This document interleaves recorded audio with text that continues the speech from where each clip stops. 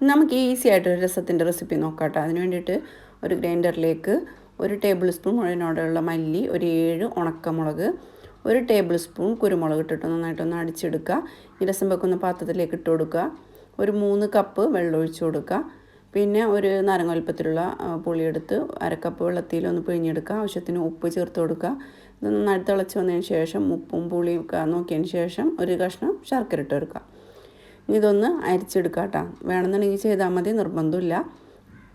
ഇനി ഇതിലേക്കൊന്ന് താളിച്ചെടുക്കുക. ഇനി 3 table spoon വെളിച്ചെണ്ണ ഒഴിച്ച് കൊടുക്കുക. 1/2 ടീസ്പൂൺ കടുക് ഇട്ട് കൊടുക്കുക. പിന്നെ ഒരു 5 ചെറിയ ഉള്ളി ചെറുതാക്കി അരിഞ്ഞത് ഇട്ട് കൊടുക്കുക. ഒരു തണ്ട് വേപ്പില, 2 നുള്ള് കായത്തിൻ്റെ പൊടി ഇട്ട് കൊടുക്കുക കേട്ടോ.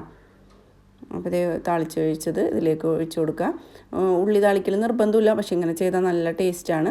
അപ്പോൾ ഇതുപോലെ ചെയ്യാത്തവരുണ്ടെങ്കിൽ ഒന്ന് ട്രൈ ചെയ്ത് നോക്കിക്കോ കേട്ടോ. നല്ല അടിപൊളിയായിട്ടുള്ള രസമാണ്, ഈസിയാണ്.